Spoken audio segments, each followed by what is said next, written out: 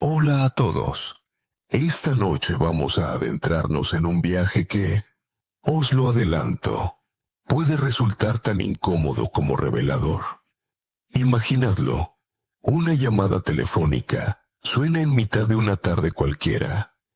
Contestáis desprevenidos, pensando que quizás sea un amigo, un nieto o simplemente una equivocación.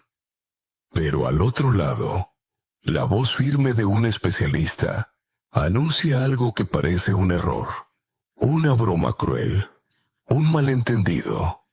Usted tiene un cáncer avanzado. Le quedan meses. La frase resuena como si hubieran golpeado con un martillo contra campanas oxidadas dentro del pecho. Apenas un mes antes, vuestro chequeo rutinario decía todo normal. Y ahora, el suelo se abre bajo los pies. Puede que no sobrevivas. Así que, antes de ponerte cómodo, tómate un momento para darle a me gusta al video y suscribirte. Pero solo si realmente disfrutas de lo que hago aquí. Además, me gustaría que compartieras en los comentarios desde dónde me estás escuchando y qué hora es allá. Es fascinante imaginar este hilo invisible que nos conecta de continente a continente, de madrugada a tarde, de insomnio a siesta. Ahora, apaga las luces. Quizá enciende un ventilador para un ruido suave y comencemos juntos nuestro viaje de esta noche. La realidad es que no veo en ciencia ficción, ni un mal guión de película dramática. A lo largo de mi carrera, he escuchado demasiadas veces ese lamento. ¿Cómo puede ser? Doctor, hace poco estaba bien. Todo salía dentro de la normalidad. Y sin embargo, esa palabra normal es un espejismo. No significa saludable. Significa que encajamos en una estadística que compara con una población atravesada por tabaco, sedentarismo, ultraprocesados y noches enteras frente a una pantalla brillante. El golpe inicial, tras la llamada, no es solamente físico, es también emocional. Recuerdo a un abuelo de 70 años que, tras escuchar su diagnóstico, me dijo con lágrimas contenidas: no lloré el día que murió mi madre, pero lloro ahora porque mis nietos aún me necesitan. Ese fue el instante en que comprendí que la verdadera enfermedad no es siempre biológica, es la suma de miedo, desconcierto y sensación de haber desperdiciado un tiempo precioso. Aquí entra la ironía de lo cotidiano. Mucha gente revisa más su coche que su propio cuerpo. Cambian aceite, revisan frenos, miran el filtro del aire y en cambio, con la máquina que los mantiene vivos, se conforman con un sello en el papel cada 2 años. La pregunta incómoda es, ¿por qué cuidamos mejor de un objeto metálico que de un organismo que siente, sueña y ama? Un dato curioso.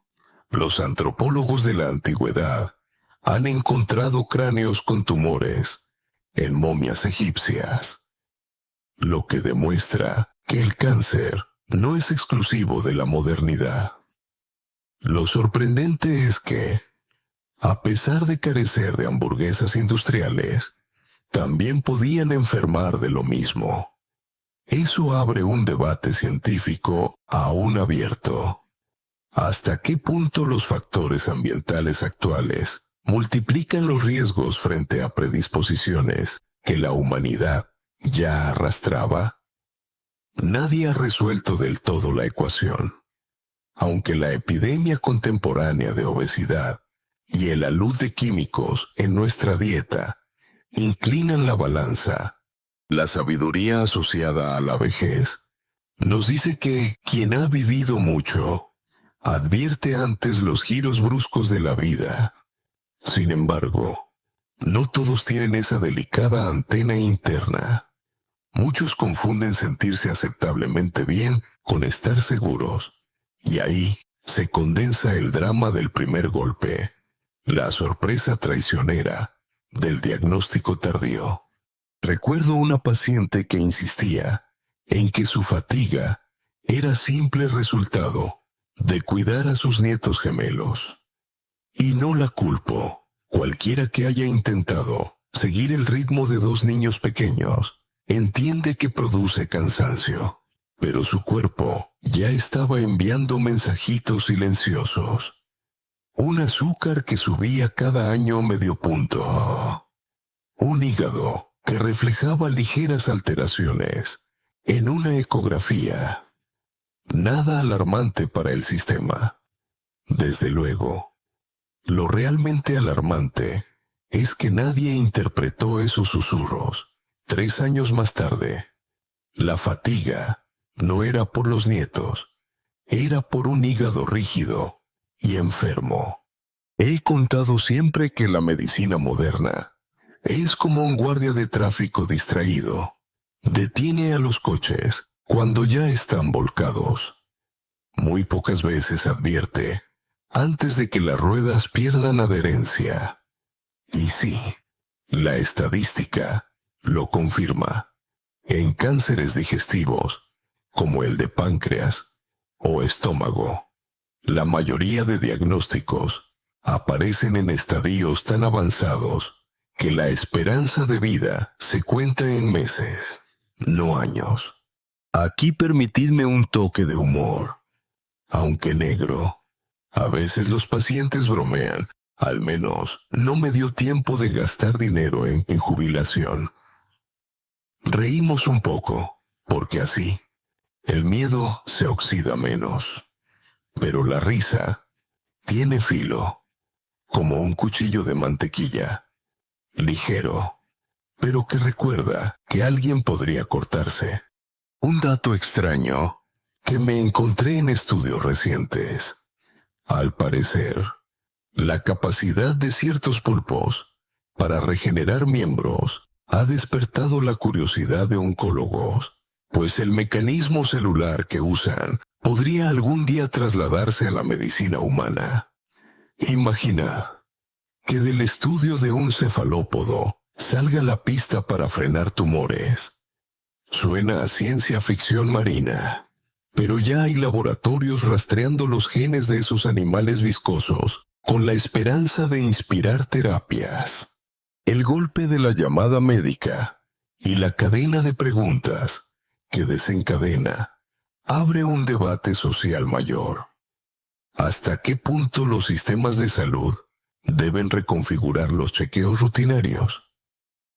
Porque uno de los conflictos es económico y filosófico. Detectar más precozmente cuesta más dinero a corto plazo, pero salva vidas y reduce tratamientos carísimos a largo plazo. La discusión no es de médicos solos, sino de sociedades enteras que deciden dónde invierten. Entretanto, el individuo que recibe la llamada no aguarda debates presupuestarios. Solo siente que está atrapado en una cuenta regresiva. A veces, hasta cuenta los desayunos que le quedan. Y entonces se plantea la gran pregunta: ¿qué hice mal? Esa pregunta tiene veneno, porque el pasado no se corrige porque solo se aprende de él. La respuesta, más serena, debería ser: ¿qué puedo hacer distinto ahora, aunque me queden meses? Y créedme, quienes adoptaron esa actitud encontraron sosiego, incluso alegría, en un tiempo que pintaba oscuro. La vida, al fin y al cabo, no suele romperse de repente.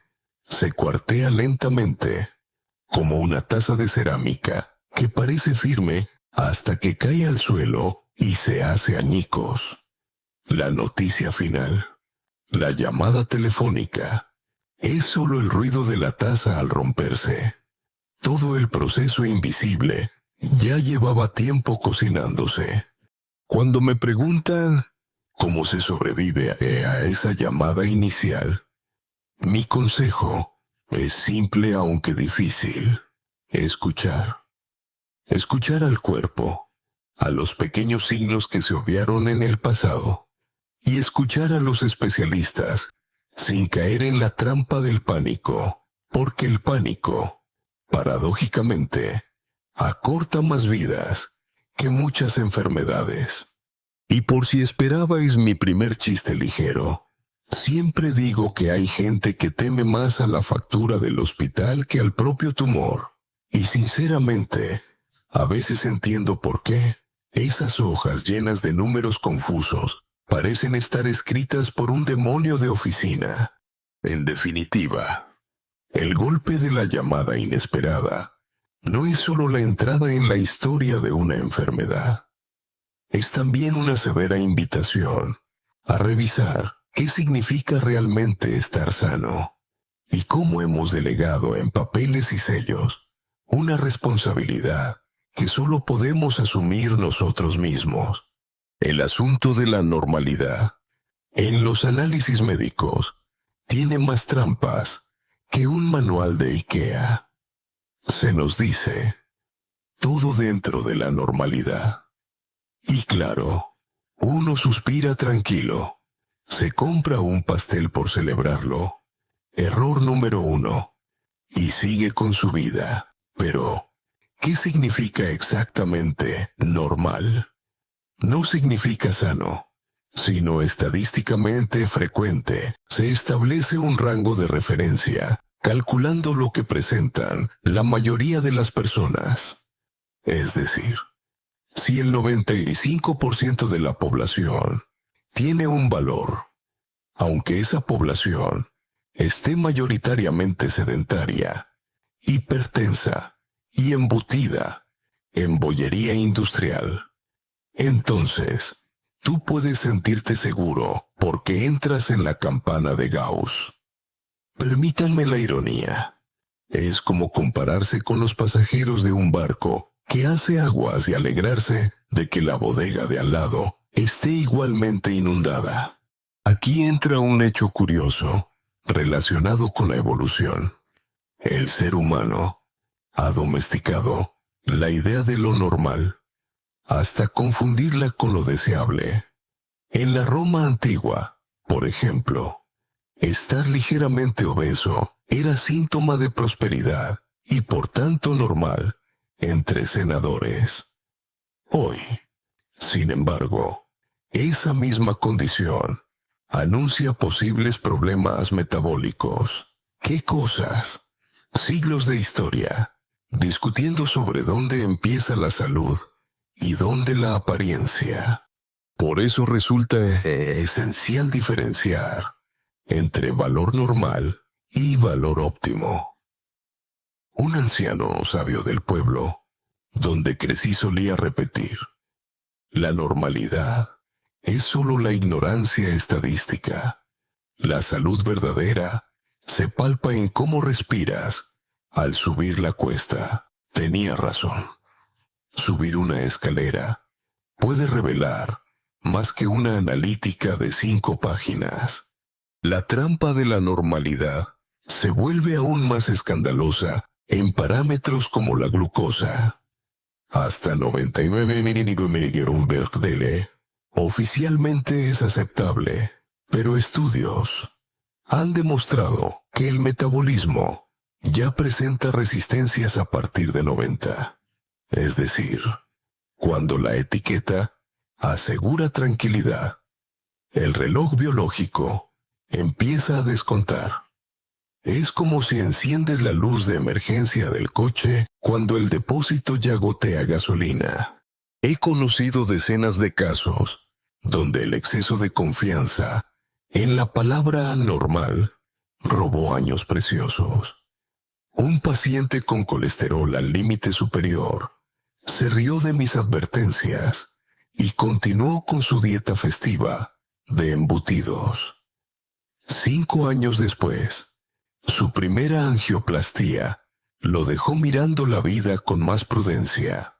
Ojalá aquel valor alto pero normal me lo hubiera tomado en serio, confesó. Lo extraño aquí es que incluso dentro de la misma comunidad médica hay debates intensos. Algunos prefieren no alarmar a la población con niveles demasiado exigentes. Argumentan que si bajamos más los límites, nadie será normal. Y otros, en cambio, defienden que es mejor incomodar hoy que lamentar mañana. El dilema se asemeja a una discusión filosófica. ¿Es el médico un tranquilizador social o un vigía molesto? Dejaré un pequeño chiste para aligerar. Poder leer un análisis clínico equivale a descifrar una tabla de jeroglíficos extraterrestres. A veces pienso que los laboratorios añaden símbolos extra solo para mantenernos humildes. Lo cierto es que, cuando uno interioriza lo que se esconde tras la etiqueta de normalidad, la perspectiva cambia. Ya no se trata de aguardar pasivamente un sello verde, sino de observar tendencias personales. Esa es la clave. A un explorador polar no le importa tanto si la temperatura es 2 grados más alta que en otros polos. Lo que vigila es si día tras día la tendencia lo arrastra al límite de su resistencia. Y aquí entra una enseñanza valiosa de la ancianidad. El río enferma antes de que lo note el pez. En otras palabras, el entorno de valores médicos puede estar contaminándose sin que el individuo perciba nada. Lo que ocurre lentamente engaña más que lo instantáneo. Hay un punto científico fascinante y abierto a un debate: la variabilidad individual frente a los rangos poblacionales. Hay personas cuyo organismo funciona mejor en valores considerados elevados y otras que muestran síntomas graves, aunque aún figure un resultado tranquilizador. Este misterio, que conecta biología, genética y metabolismo, sigue siendo investigado en laboratorios de todo el mundo. Quizá algún día sustituyamos las tablas universales por mapas individualizados de salud. Mientras tanto, seguimos jugando con moldes generales, donde no siempre encajamos. Añado un dato marginal que descubrí en una lectura de madrugada. En Japón, durante décadas, se consideró que un índice de masa corporal de 23 ya marcaba sobrepeso. ¿Por qué? Porque las estadísticas demostraban que allí, a partir de ese punto, los infartos se disparaban, y en España o Estados Unidos. Sin embargo, se fija en 25. El mismo cuerpo, diferentes fronteras. ¿Qué os parece? Al final, resulta que la geografía también dicta la normalidad. El problema, por tanto, no es solo semántico. Tiene consecuencias en emociones y decisiones de vida. El paciente, confiado, piensa que nada grave puede sucederle. Y mientras tanto, el cuerpo acumula grasa en el hígado, endurece arterias, eleva su tensión arterial. El choque llega cuando de repente la ciencia ya no puede ocultar lo evidente, y se repite la frase que tanto temo escuchar. Pero si todo estaba normal. Lo cuento en tono pausado para que suene casi ASMR, porque sé que muchos de vosotros estáis escuchando en la cama, quizá incluso con los párpados ya medio cerrados. Pero no quiero que esas palabras las susurre el médico en la consulta. Prefiero que ahora, en un ambiente seguro, las grabéis en la memoria. Normal no siempre significa saludable. Y aquí lanzo la paradoja final. ¿Qué preferís? ¿Una mentira calmante o una verdad incómoda? En sociedades acostumbradas a pastillas inmediatas y filtros digitales, la primera opción suena seductora, pero quien apuesta por la segunda es quien acaba subiendo la cuesta a los 80 años con paso firme. A veces la longevidad empieza en un simple acto de rebelión contra la comodidad de ser como los demás. Dicen que existe un terreno intermedio, una especie de purgatorio fisiológico, donde uno no está oficialmente enfermo, pero tampoco puede llamarse plenamente sano. La fase del preenfermo, lo que algunos científicos llaman el estado subclínico, y los orientales nombran sencillamente mieguillo o prepatología. Allí se esconden millones de personas que caminan por la calle con rostro despreocupado, mientras en su interior se libran guerras silenciosas que aún no disparan síntomas claros. Este estado lo he visto infinidad de veces. Familias enteras que llegan entusiasmadas a la consulta con papeles médicos recién impresos. Los agitan y celebran. Nada malo. Doctor, todo perfecto. Pero si uno amplía la lupa, descubre que la glucosa asoma tímidamente hacia arriba, que el colesterol se empina en una curva lenta, que la presión arterial se pasea peligrosamente cerca de su techo. Cosas pequeñas, dicen. Y sin embargo, como en las novelas de misterio, son las miguitas de pan que anticipan el desenlace. Un abuelo que conocí me confesó que en sus 50 años ignoró esas señales, porque nadie le había explicado que el casi normal es, en realidad, la antesala de problemas serios. El hombre comía fuerte, dormía poco y bebía energías artificiales como si fueran agua bendita. Llegados los 60, la factura apareció en forma de un infarto que, milagrosamente, no se lo llevó del todo. Si alguien me hubiera dicho que la salud perfecta no existe, que hay que vigilar las transiciones, probablemente todavía tendría ritmo para bailar, me dijo entre risas tristes. Esa es la clave del preenfermo. Se trata de una transición que dura años, a veces décadas. Es como mirar un árbol grande desde lejos. Parece robusto, pero si examinas el tronco, encuentras grietas diminutas donde anidan hongos. El bosque aguanta hasta que un golpe de viento lo derrumba. Y aquí quiero incluir una enseñanza de la vejez que siempre me sorprende. El que escucha su cuerpo cada día ahorra visitas al médico. He visto señoras octogenarias detectar antes que nadie la diferencia entre un cansancio normal y uno anómalo. Se adelantaron así a un posible cáncer o a un fallo tiroideo. Su oído corporal era tan fino como el de un músico probando un violín. ¿Y sabéis qué dato extraño se ha destapado recientemente? Los astronautas, en largas estancias en la estación espacial, muestran alteraciones metabólicas similares a las de un prediabético al regresar a la Tierra. Es como si el cuerpo, fuera de su ambiente habitual, cayera instantáneamente en esa zona del preenfermo. Esto abre aún más preguntas científico-filosóficas. ¿Es el organismo realmente tan adaptable como creíamos? ¿O estamos rozando el límite de lo que tolera?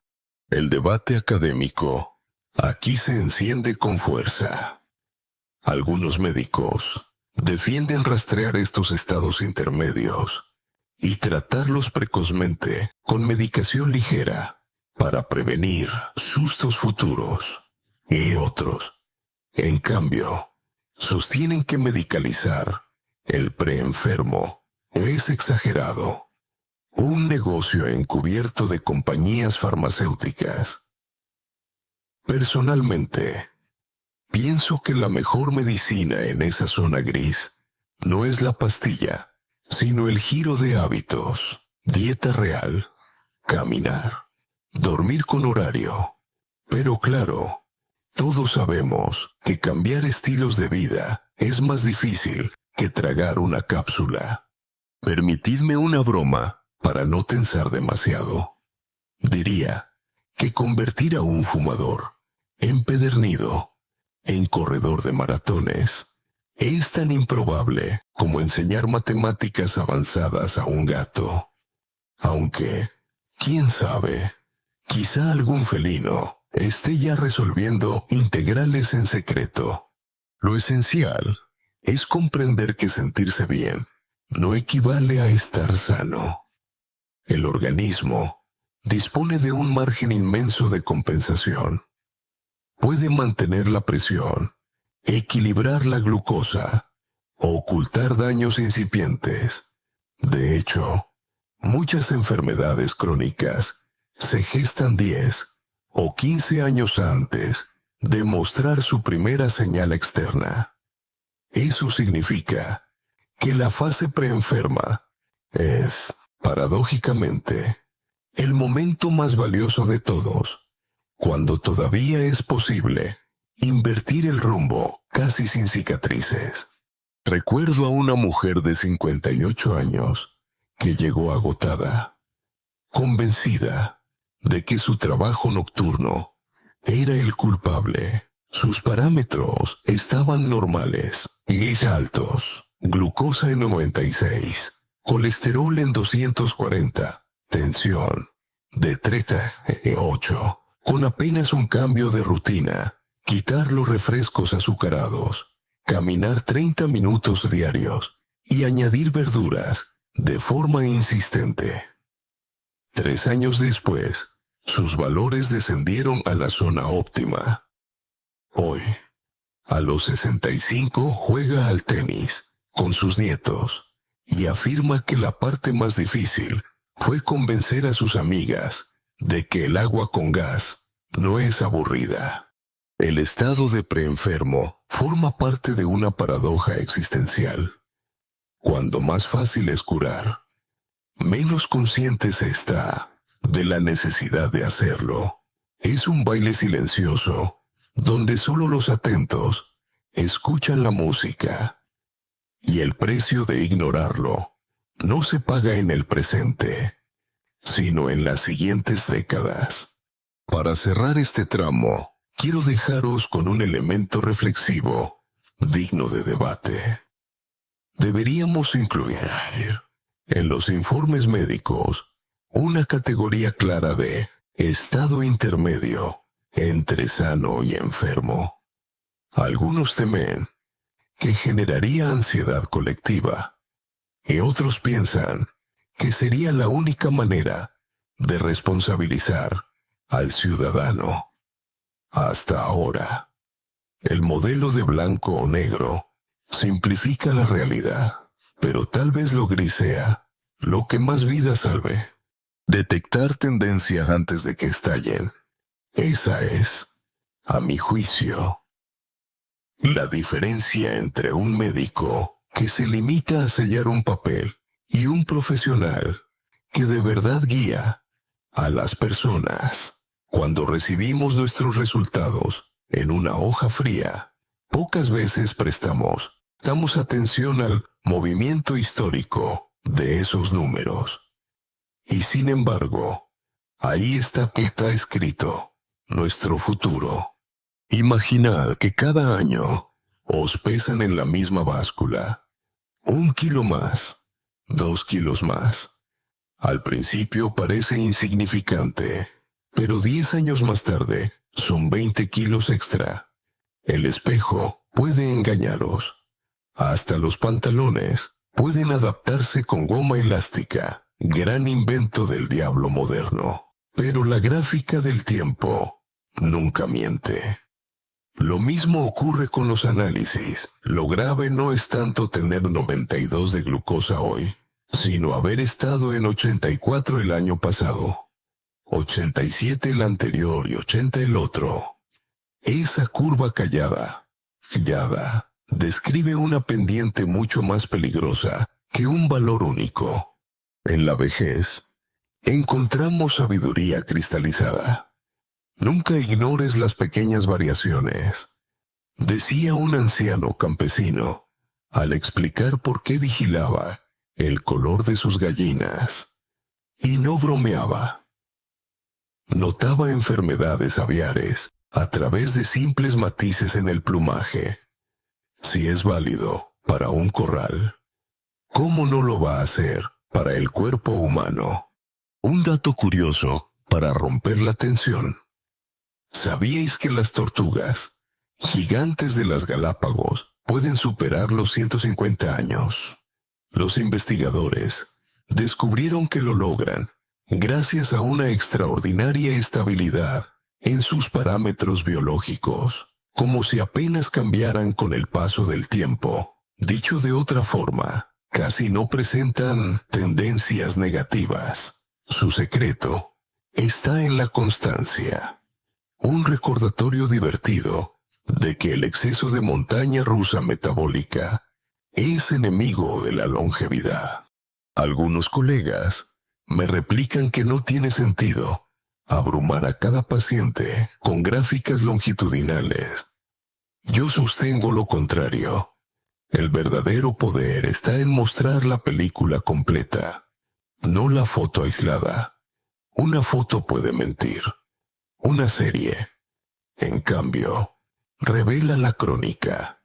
El debate académico se centra en si deberíamos implementar sistemas sanitarios que automáticamente presentaran la trayectoria de cada parámetro. Y aunque parezca simple, hay resistencias burocráticas y hasta legales. Un chiste que no me resisto a compartir. Cuando enseño a mis alumnos jóvenes gráficas de colesterol en serie, muchos me dicen, parece la bolsa de Wall Street. A lo que yo respondo, sí. La diferencia es que en esta bolsa, el desplome no arruina, sino que mata. Humor negro. Lo sé. Pero a veces es la única manera de fijar atenciones dispersas. La clave de detectar tendencias es asumir que la enfermedad rara vez aparece de repente. Es como esas grietas en las paredes de una casa. Si cada año la raja se ensancha un poco más, da igual que el inspector firme que, aún dentro de lo normal, un día el muro cae encima de nosotros. He visto cómo individuos con normales 45-50 de enzimas hepáticas desarrollaban cirrosis años después. Todos sus informes ponían, sin hallazgos relevantes, pero se ignoraba la curva ascendente. Año tras año, exactamente igual que el mercurio de un termómetro que sube lentamente antes de la fiebre declarada. Otro ejemplo que suelo dar. Un conocido de 70 años, vigoroso ciclista dominical, se confiaba en que su tensión de 13,8 estaba aceptable. Nadie le avisó de que a los 55 tenía 11,7 y la tendencia llevaba 15 años subiendo. 6 meses después, sufrió un ictus leve. Cuando despertó en el hospital, me miró resignado. No tenía un problema de hoy. Lo arrastraba desde hace décadas, ¿verdad? Y yo solo pude asentir. La sabiduría académica aún discute el grado exacto de seguimiento longitudinal ideal. Algunos defienden revisiones anuales, Otros, más ambiciosos, sugieren microcontroles caseros con dispositivos digitales, aprovechando la revolución tecnológica de los relojes inteligentes. Se abre así, y otra pregunta: ¿hasta qué punto debe cada individuo convertirse en su propio mini hospital portátil? Hay voces que advierten de la ansiedad que provoca tanta medición, como si la vida se redujera a una hoja de cálculo vital. Y aquí huye una curiosidad extravagante. Los monjes tibetanos antaño registraban su pulso manualmente a diario como práctica guía espiritual, convencidos de que así predecían desequilibrios energéticos. Puede sonar místico, pero quizá tenían razón en algo. El control constante de pequeños signos. La ciencia, aunque rechace su cosmovisión, se aproxima de nuevo a esa rutina mediante dispositivos sofisticados. La conclusión práctica es clara. Observar la dirección de los cambios vale más que obsesionarse con el número específico de un día. La vida no es una instantánea, sino un río en movimiento. Si el río fluye limpio, pero cada mes se enturbia un poco más, no esperemos a verlo negro del todo para actuar. Mi tercera broma ligera de la noche. En ocasiones, digo que predecir enfermedades es como seguir una serie de Netflix. Si vas viendo capítulo tras capítulo, detectas hacia dónde va la trama. Quien solo ve un episodio suelto, nunca entenderá por qué al final aparece un dragón. Lo hermoso es que, cuando se captan estas tendencias, aún queda margen de maniobra. El preictus puede revertirse. El prediabético puede recuperar glucosa óptima. El hígado saturado puede desengrasarse. El problema no es destino, sino distracción. La verdadera catástrofe es no mirar la flecha del tiempo que dibujan los análisis. Así que, la próxima vez que tengáis esos folios en la mano, ponedlos uno al lado del otro, como las páginas de una novela, y leed en diagonal la historia que vuestro cuerpo está escribiendo. Estáis a tiempo de reescribirla. El ruido de fondo más peligroso en la medicina preventiva suele ser la falsa seguridad de pensar que con el chequeo básico ya hemos hecho lo suficiente.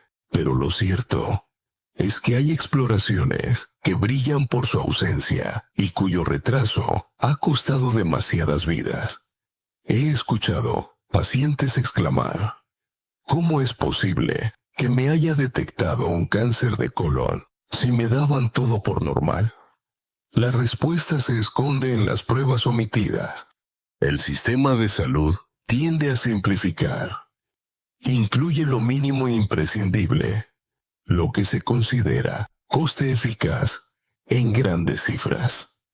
Y desde la perspectiva de la contabilidad estatal, puede tener sentido, pero desde el punto de vista del individuo, que se queda fuera de esa estadística, la decisión es devastadora. Es como prestar un paraguas en un barrio entero y confiar que la lluvia solo empape a unos pocos. Para aquel que acaba empapado, todas las justificaciones económicas suenan crueles. Pongamos la colonoscopia. Sí, incómoda. No lo niego. Nadie disfruta de un tubo explorador, pero negar su capacidad de salvar vidas es absurdo.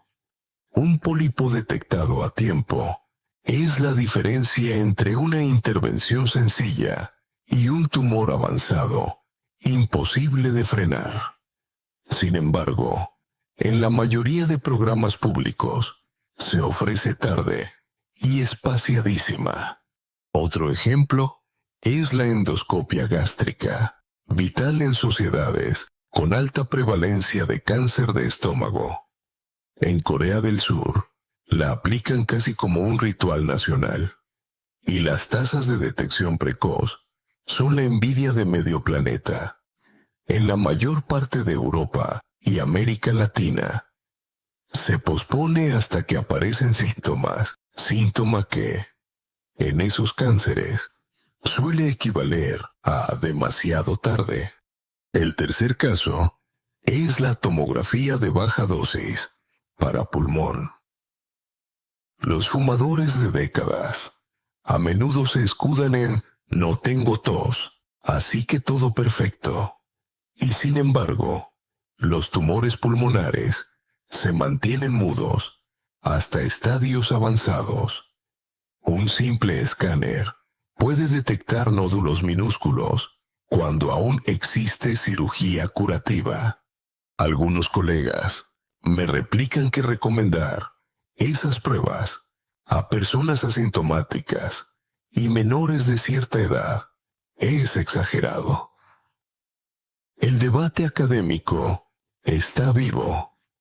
¿Se debe hacer medicina más invasiva a todos o reservarla para los de mayor riesgo? En mi opinión, conviene individualizar. Pero individualizar significa escuchar antecedentes familiares, hábitos, incluso la intuición del paciente. El problema es que el engranaje burocrático no tiene oídos para la individualidad. Una anécdota que siempre cuento.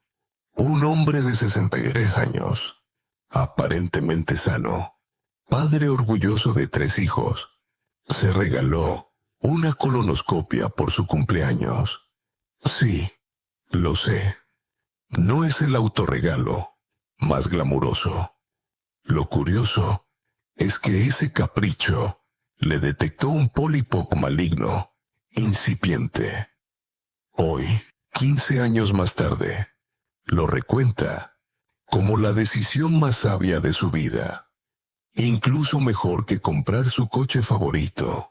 Permitidme una pincelada divertida. Cuando sugiero a mis alumnos que deberían hacerse más endoscopias, algunos bromean con que prefieren casarse de nuevo antes que pasar por esa incomodidad.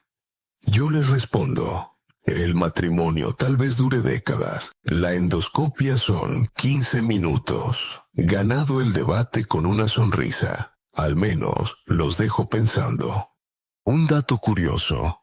En la Grecia antigua, el médico Hipócrates recomendaba observar las heces de los pacientes con detalle para detectar enfermedad interna. Pues, 2 milenios después, la colonoscopia no es más que la versión tecnológicamente avanzada de aquel consejo. La medicina cambia de vestimenta, pero el fondo se repite. La sabiduría de los mayores lo resume bien. Es mejor una molestia breve que un sufrimiento eterno. A veces nos cuesta aceptarlo en nuestra cultura obsesionada por la comodidad inmediata. Preferimos una pastilla rápida a una prevención incómoda. Sin embargo, las estadísticas son claras. Los países que incorporan chequeos digestivos más amplios logran reducciones sustanciales de mortalidad. Ahora, ¿qué pasa con los abusos? También existen. Se ofrecen pruebas carísimas, sin beneficio probado, alimentando un mercado que juega con el miedo. Resonancias innecesarias. Paquetes de genómica dudosa. Esa es la otra cara de la moneda. Y genera otro debate ético. ¿Cómo discernir lo útil de lo superfluo? Y aquí no tengo una respuesta final. Solo la convicción de que la prueba correcta, en el momento adecuado y en la persona indicada, marca la diferencia entre vida y muerte. Al final, el mensaje no es hazte todo, sino hazte lo que de verdad importa según tu perfil. Y para saberlo, hay que exigir conversaciones largas, con médicos que no vean únicamente estadísticas, sino historias humanas. La conclusión es sencilla, pero potente. Desconfiad de la complacencia, no de la ciencia. Hay un mundo de diferencia entre ambas. Revisar vuestras opciones de pruebas adicionales puede parecer un gasto. En realidad, es inversión en las próximas 2 décadas. Como suelo decir, en clave de humor. Un viaje a las Maldivas os dará un recuerdo veraniego, una endoscopia, quizás 20 años más de vida para repetir viajes, muchos más veranos. Los secretos longevos de ciertos abuelos son como cofres escondidos en la memoria colectiva. No aparecen en manuales modernos ni en charlas empresariales sobre productividad, sino en la sencillez de rutinas repetidas, sin grandes pretensiones.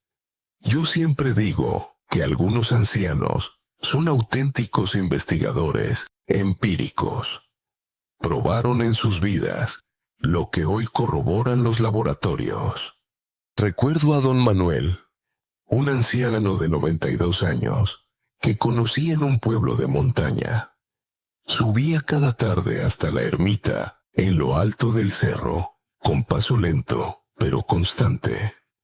Cuando le pregunté cuál era su secreto, se rió.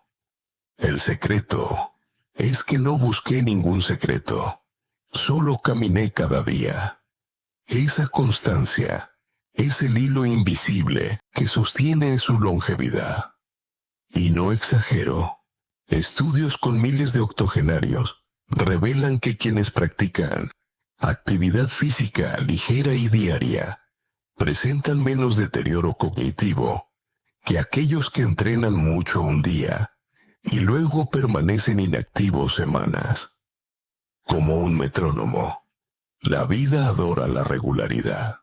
La sabiduría de la vejez suena siempre clara, mejor, poco constante que mucho a trompicones. Y cada año, cuando escucho esa frase, pienso en todos esos gimnasios que se llenan en enero y se vacían en marzo. Quizás sean templos modernos de la inconstancia. Un dato curioso que me encanta compartir. En Sardinia, una de las llamadas zonas azules, donde abundan centenarios, es costumbre reunirse todas las tardes en la plaza para conversar durante horas. Los científicos, intrigados, investigaron y descubrieron que la interacción social regular actuaba como medicina. La dopamina y la oxitocina que se activan al hablar, reír y bromear fortalecen las defensas. Es decir, charlar con amigos equivale a reforzar el sistema inmunológico. No lo digo yo, lo dicen estudios serios. Quizá nuestras abuelas ya lo sabían. La tertulia no era un pasatiempo, sino un suplemento vital. Lo que más sorprende no es solo la dieta o el ejercicio, sino la actitud vital. En Japón, escuché a una anciana de 101 años repetir que todos los días se levantaba para cuidar de su jardín, porque las plantas también necesitan a alguien. Esa sensación de propósito diario es el combustible invisible del envejecimiento saludable. Permitidme aquí un chiste ligero. Cuando confieso que aspiro a llegar a los 100, mis amigos me preguntan, ¿y para qué? Yo respondo, para que cuando olvidéis mi cumpleaños, tengáis doble de remordimiento. No quiero convertirlo todo en postal idílica. Algunos ancianos longevos muestran cifras analíticas que rozarían las alarmas médicas. Colesterol algo elevado, presión algo firme. Y, sin embargo, continúan vitales. Este fenómeno abre un debate académico fascinante. ¿Es la longevidad resultado de seguir rangos perfectos o de una resiliencia genética y psicosocial? Los investigadores aún no logran respuesta. Lo único claro es que la conjunción de pocas variables seguras, como no fumar, comer real y socializar a diario, aumenta radicalmente la probabilidad de llegar más allá de los 90 con independencia funcional. En ocasiones la longevidad parece arte más que ciencia. Una paciente mía, doña Carmen, mitificaba su vaso diario de vino tinto como milagro central de su vida. Y quizás se exageraba, pero lo que hacía realmente milagroso era compartir ese vaso con amigos cada tarde. La bebida era anécdota, la risa prolongada, el verdadero fármaco. Un toque extraño. En estudios sobre centenarios de Okinawa, detectaron que la mayoría mantenía cintura delgada durante toda su vida. Eso se debe a lo que llaman Arahachibu, la costumbre de comer solo hasta un 80% de saciedad. ¿No os parece curioso que ellos aplicaran, muchos siglos antes, una especie de programa de control de calorías sin aplicaciones móviles ni nutricionistas, más allá de coincidencias culturales? Lo que yo he aprendido, escuchando a estos ancianos, es que la vida larga no se mide en cifras clínicas aisladas, sino en hábitos entretejidos: caminar, aunque llueva, tomar un café con vecinos, madrugar, porque las gallinas no entienden de relojes digitales, cosas simples, repetidas, una y otra vez, hasta forjar una coraza invisible contra el paso del tiempo. Por eso, la enseñanza es clara. No esperemos grandes recetas milagrosas, sino valoremos lo pequeño y persistente. Cuando miro a mis pacientes más ancianos, noto que su longevidad es menos un misterio que una acumulación de pequeñas coherencias. Y para dejaros pensando, cuando quizá ya empecéis a escuchar el murmullo del sueño, ¿qué propósito sencillo os levantará mañana de la cama? Porque la longevidad no es un premio al azar, sino la suma paciente de rutinas con sentido. El papel inesperado de las bacterias amigas se ha convertido en uno de los temas más apasionantes y, a la vez, más extraños de la medicina actual. Durante siglos, las bacterias fueron consideradas nuestros enemigos invisibles, causantes de infecciones, responsables de fiebres súbitas, villanos microscópicos que nos llevaban al cementerio. Y, sin embargo, ahora descubrimos que buena parte de nuestra vitalidad depende precisamente de convivir con ellas en armonía. Ironía cósmica. Los huéspedes que temíamos son nuestros socios secretos para sobrevivir. Imaginad un enjambre de diminutos inquilinos alojados en vuestro intestino. Se calcula que albergamos más células bacterianas que humanas. Es decir, somos estadísticamente más colonia que individuo. Tiene gracia pensar que, si organizáramos elecciones democráticas dentro del cuerpo, las bacterias tendrían mayoría absoluta. Quizá por eso insisten tanto en darnos antojos de dulce. Su grupo parlamentario es muy activo.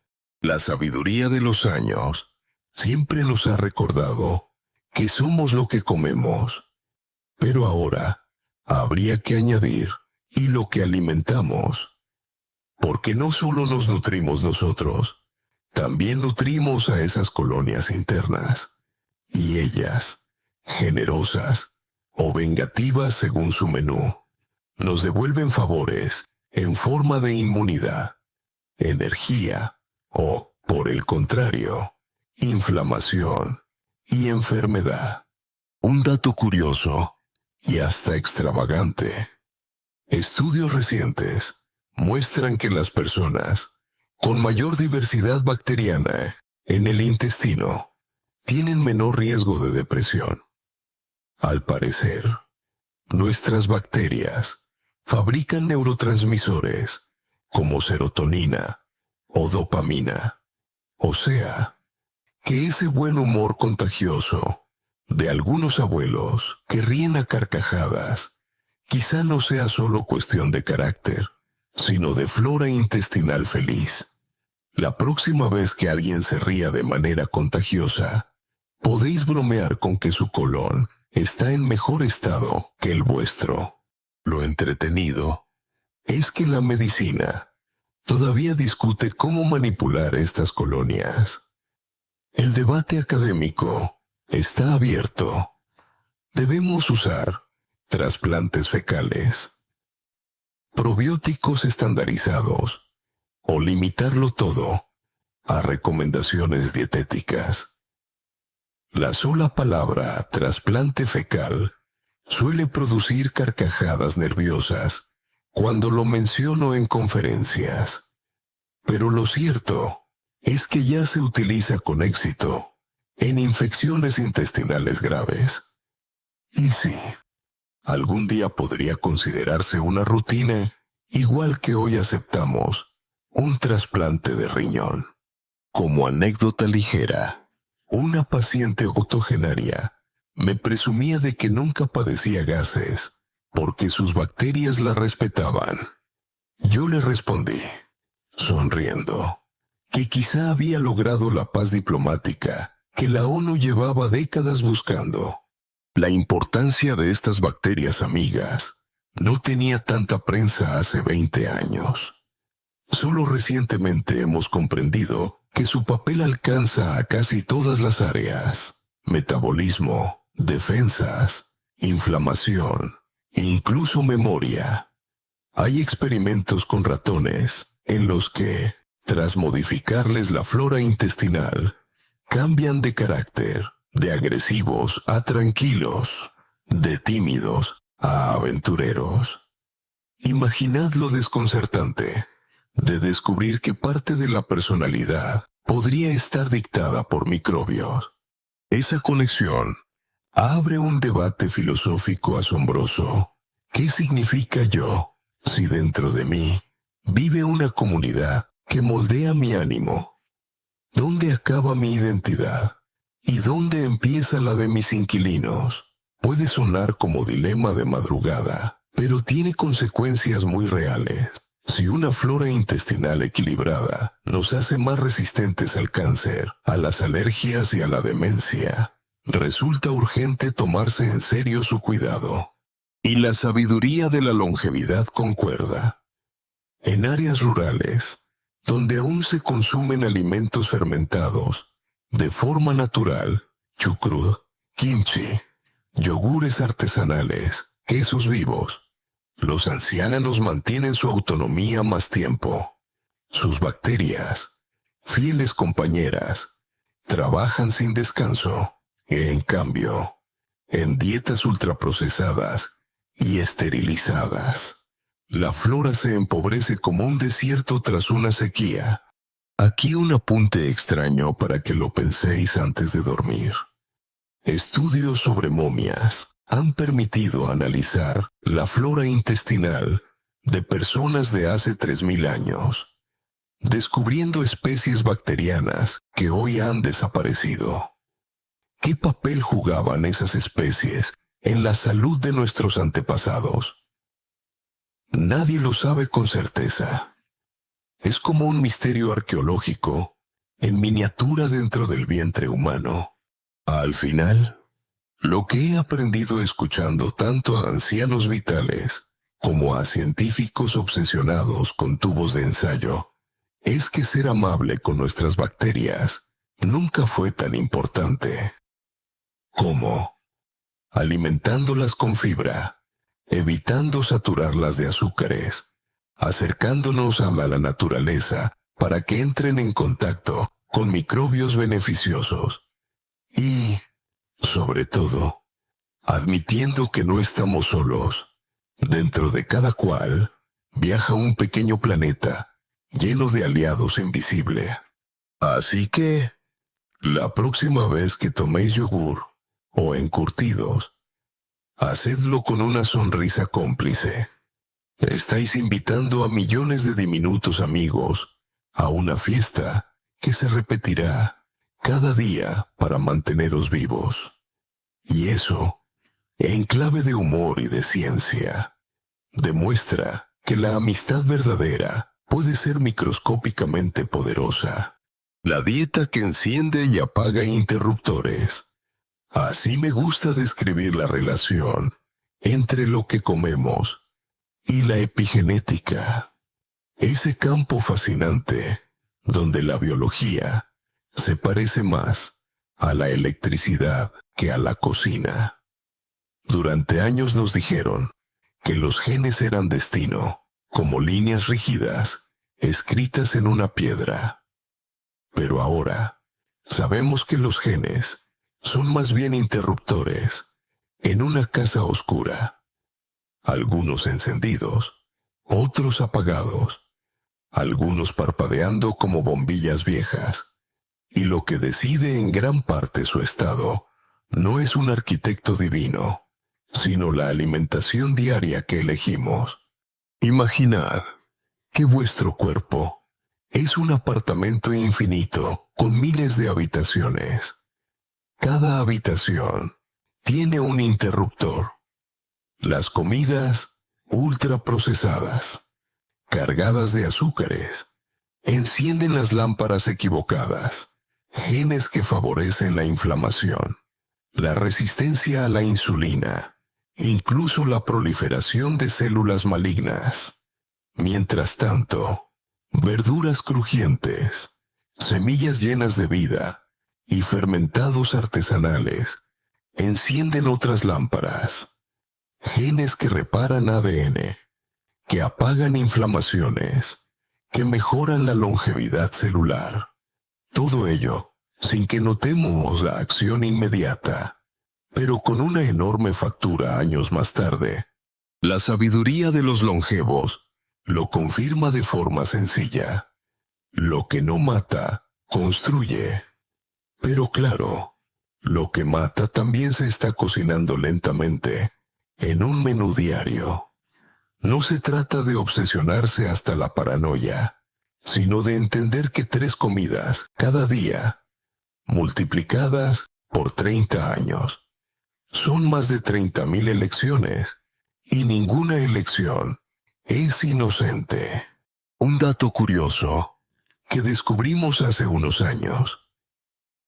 Cuando ratones, genéticamente idénticos, fueron sometidos a dietas distintas, acabaron con apariencias radicalmente diferentes. Unos se volvieron obesos y enfermizos, los otros delgados y activos. Los genes no cambiaron, cambió la dieta que encendía o apagaba interruptores epigenéticos. Lo extraordinario es que este efecto se transmitió a la descendencia, demostrando que el plato de hoy puede ser la herencia biológica de tus nietos. Una idea tan poética como aterradora. Aquí cae una pregunta de debate académico complejo. ¿Deberíamos responsabilizar a las personas de lo que comen, no solo por su propia salud, sino también por la de las generaciones venideras? Algunos defienden que sí, que la sociedad debería intervenir, incluso con políticas duras. Otros consideran que imponer dieta es un atentado contra la libertad personal, un conflicto ético que aún se discute entre laboratorios y parlamentos. Permitidme un toque cómico cuando hablo de epigenética con mis sobrinos adolescentes. Bromeo con que cada refresco azucarado que beben es como encender una bombilla de autodestrucción lenta. Al principio se ríen. Luego, me responden que prefieren vivir brillando fuerte unos años antes que apagarse despacio.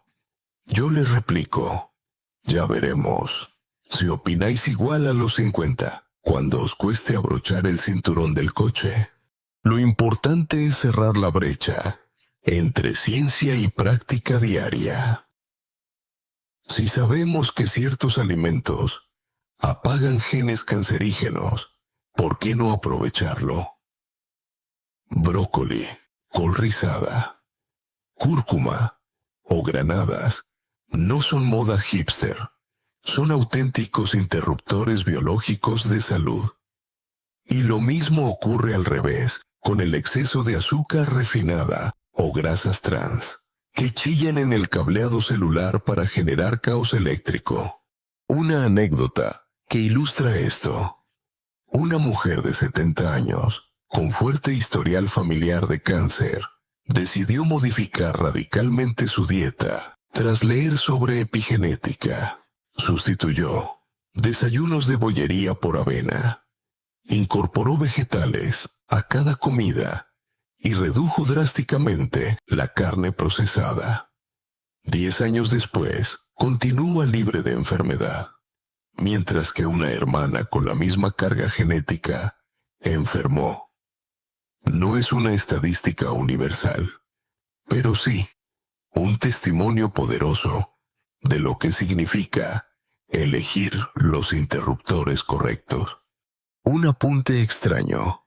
Investigadores han probado que incluso la música y la meditación pueden influir en la expresión genética. No solo la comida, también las emociones, el entorno, la calidad del sueño. Todo juega en este tablero de luces y switches. Así que, cuidado. Quizá una canción alegre no solo os anima el día, sino que también esté apagando genes inflamatorios. La sabiduría acumulada resume la idea en una frase sencilla. El plato es destino, pero también esperanza. Nadie necesita dietas imposibles ni milagrosas. Basta con girar el patrón poco a poco hacia colores más vivos, menos plásticos y más reales. Al final, es solo elegir encender las lámparas que prolongan la claridad en lugar de las que nos llevan a la penumbra anticipada. Así que, cuando mañana decidáis qué desayunar, imaginad que tenéis en la mano un panel de interruptores. ¿Preferís pulsar el botón de energía, equilibrio y años con nietos, o el de inflamación crónica, cansancio y luces fundidas? Puede que suene dramático, pero creedme, cada bocado es electricidad escondida. Cuando el hígado acumula un silencio mortal, apenas manda señales, no duele, no grita, no interrumpe la rutina. Ese es precisamente su peligro. Trabaja como un incansable obrero nocturno que se quiebra en secreto hasta que es demasiado tarde. Muchos me dicen, doctor, nunca he bebido una gota de alcohol y me han diagnosticado hígado graso. ¿Cómo? La respuesta es clara. Los culpables ya no son las tabernas, sino la nevera y los pasillos del supermercado, saturados de azúcar líquido y bollería disfrazada. El hígado graso no alcohólico, ese es su nombre oficial, avanza en sombra. Primero acumula pequeñas gotas de grasa en sus células, casi como pintura que no se seca. Pasa luego a la inflamación crónica, cicatrización progresiva y finalmente fibrosis y cirrosis.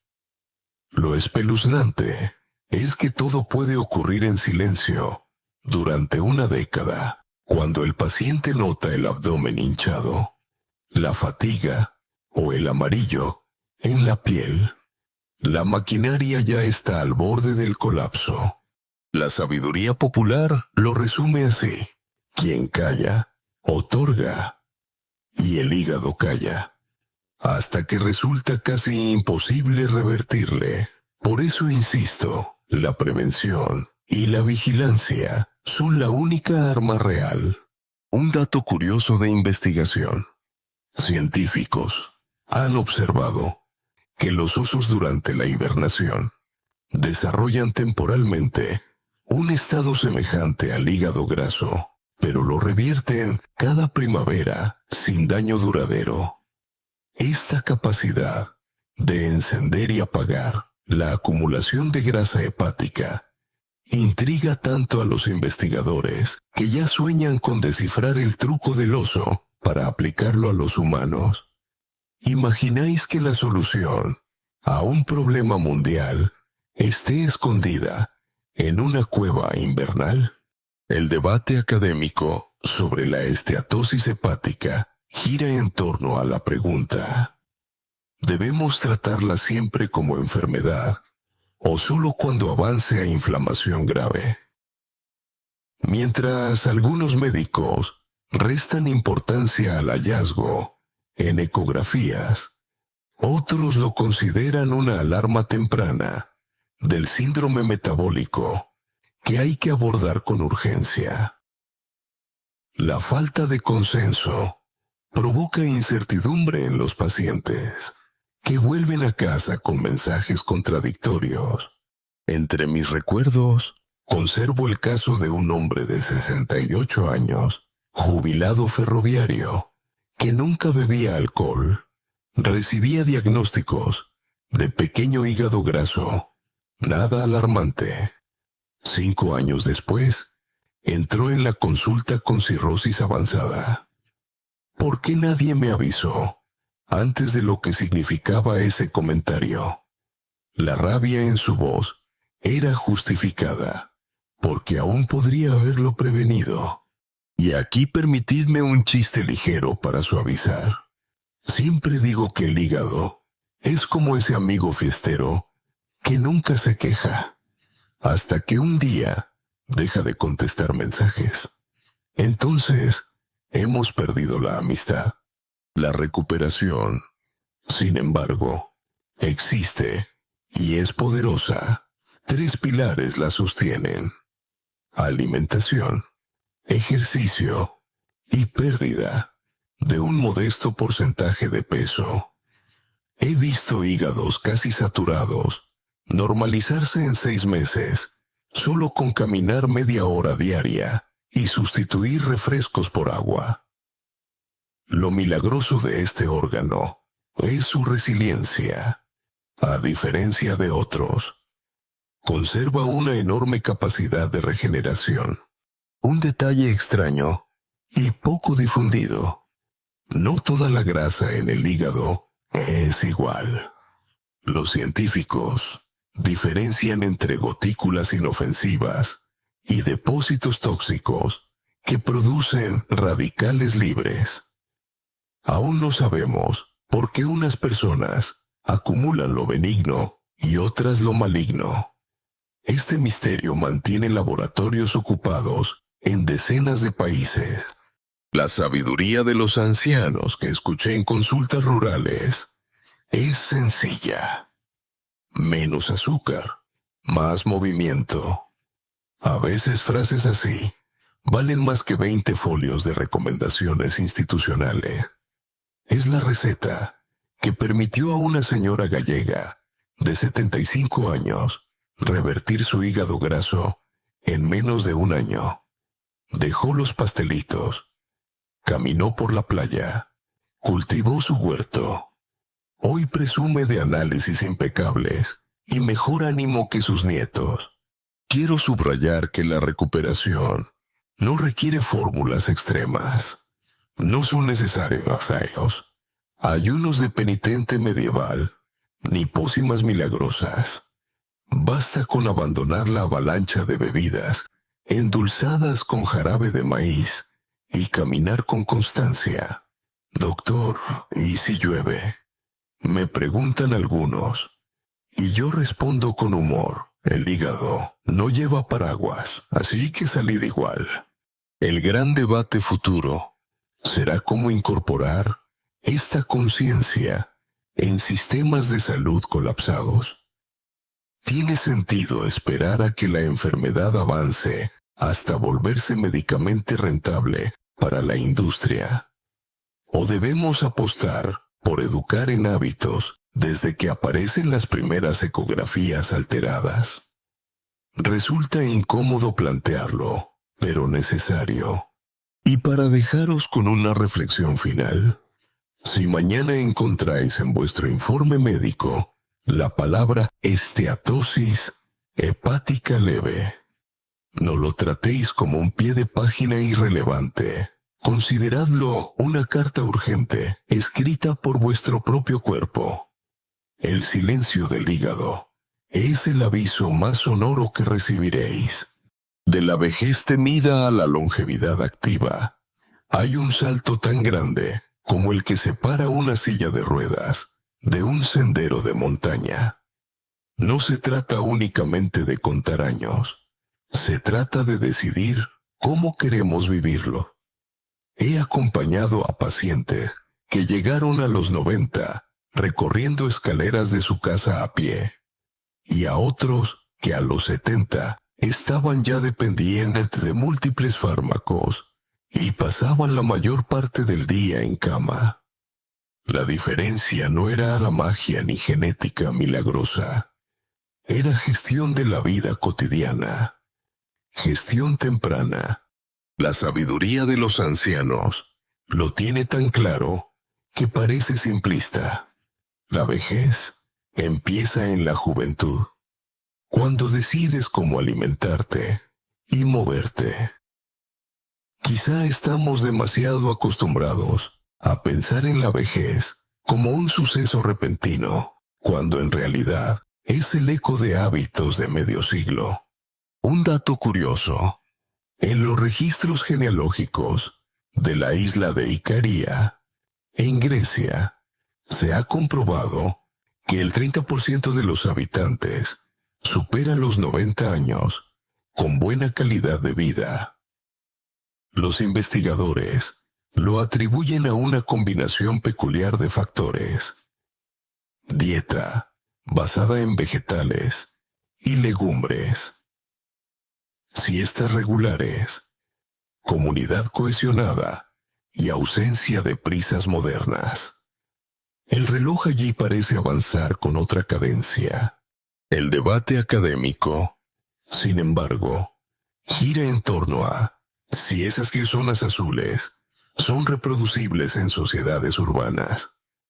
Podemos imitar sus costumbres dentro de ciudades llenas de tráfico, alimentos precocinados y soledad creciente. Algunos creen que sí, mediante disciplinados cambios de rutinas. Otros sostienen que esas longevidades son productos irrepetibles de circunstancias culturales irreemplazables. La discusión sigue viva, mientras los habitantes de Icaria sonríen sin participar.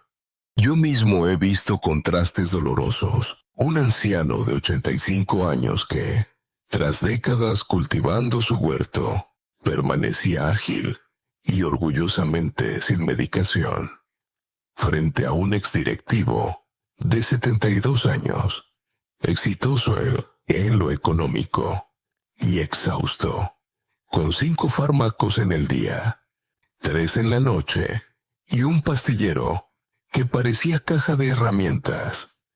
Cuando charlamos, su conclusión fue amarga: gané dinero, pero perdí movimiento.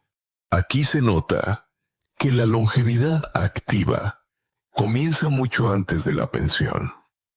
Un ejemplo espléndido lo encarnó doña Pilar, mujer de 89 años, que cada mañana salía a caminar por su barrio y saludaba hasta al cartero. Cuando le pregunté el secreto, me contestó con humor: mi secreto es cotillar, la curiosidad es un cardio excelente.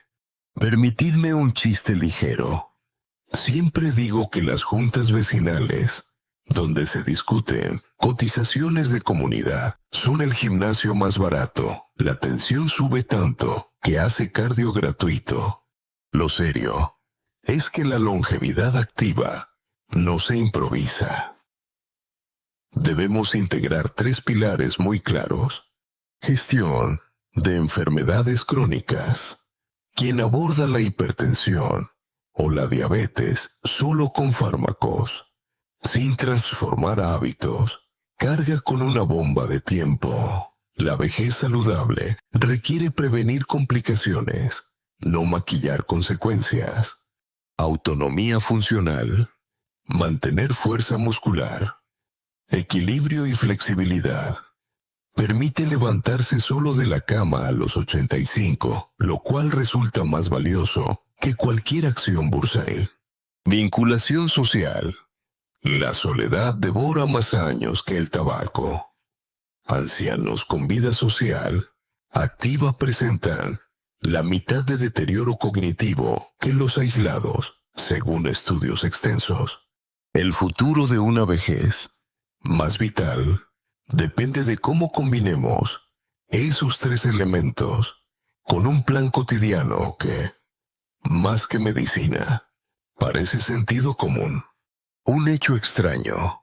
Se ha estudiado que en personas longevas que siguen trabajando la tierra o cuidando animales, se mantiene encendido un gen vinculado a la reparación celular.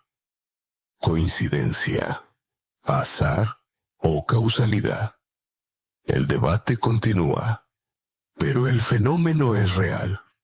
Es como si la naturaleza premiara la utilidad permanente con resiliencia biológica. Al final, la reflexión es clara. No basta con añadir años a la vida.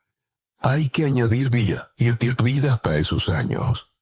La transición pasa por dejar de ver la medicina únicamente en hospitales y empezar a considerarla en los mercados, las cocinas, los paseos, los diálogos familiares. Ese es el puente entre la vejez temida y la longevidad activa.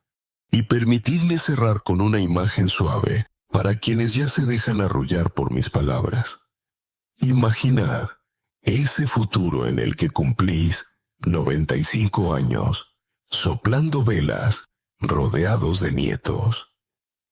Con pasos tranquilos, pero firmes, y con la mente despierta.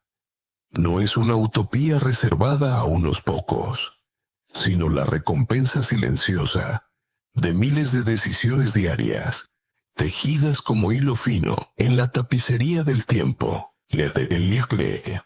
Si habéis llegado hasta aquí, ya habéis recorrido conmigo un viaje largo que empezó con el desconcierto de una llamada inesperada y acabó con la visión de una vejez serena y activa. Hemos atravesado las trampas de la palabra normal. En los exámenes médicos, nos hemos detenido en ese territorio invisible del preenfermo. Hemos aprendido a reconocer tendencias que anuncian futuros problemas y hemos descubierto la importancia de pruebas omitidas, como colonoscopias o endoscopias, que salvan vidas cuando se utilizan con prudencia. Exploramos también los secretos longevos de ciertos abuelos: caminar sin descanso, sostener rutinas, compartir conversación.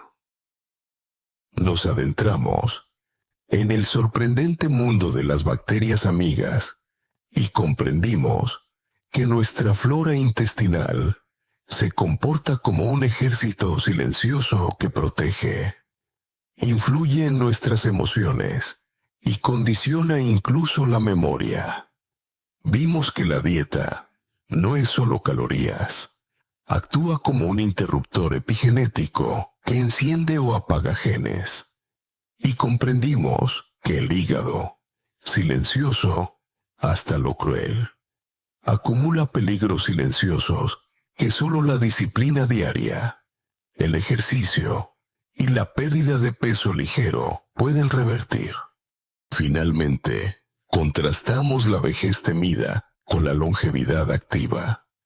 Aprendimos que llegar sanos a los 80 o 90 no depende de milagros, sino de miles de decisiones pequeñas prolongadas en el tiempo. Cómo comemos, cuánto caminamos, cuánto compartimos. La idea central que quiero dejaros es que la salud no es un certificado que nos da un hospital una vez al año. Es una práctica cotidiana, un baile leve de elecciones, un compromiso con futuros que todavía podemos modelar.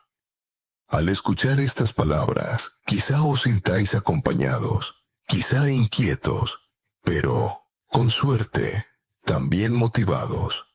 Que este susurro se convierta en semilla de esperanza.